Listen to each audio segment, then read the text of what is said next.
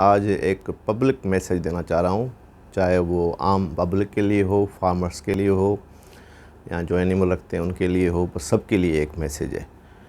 यहाँ पे खासकर विलेजेस में, इवन शहर में कुछ लोगों को आइडिया नहीं होता। अगर उनके घर में जानवर रखे हुए हैं तो वो कच्चा दूध लेते हैं, रॉ मिल्क जिसको बोलते हैं, कच्चा दूध पी लेते हैं। कभी कभी डायरेक्ट जानवर से दूध लेते हैं और कच्चा कच्चा पी जाते हैं।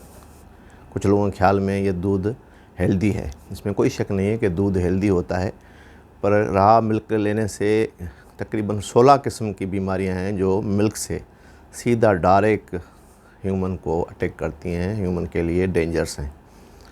उसमें हमें पता नहीं होता, जानवर सेहतमंद है, उसमें कोई बीमारी है और हमें उसका पता नहीं है, तो दूध के थ्रू, कच्चे दूध के थ्रू, रॉ मिल्क के थ्रू वो बीमारी हमारे आंतों में चली जाती है, उससे हमारे जिस्म में, खून में शामिल हो जाती है।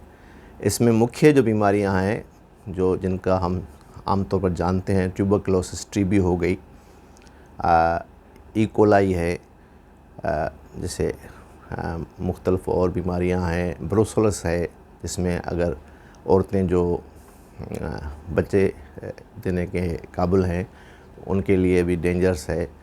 और आंतों में जो सोजिश हो जाती है वो एक बीमारी होती है, वो भी जानवरों के दूध से इंसान में आ जाती है।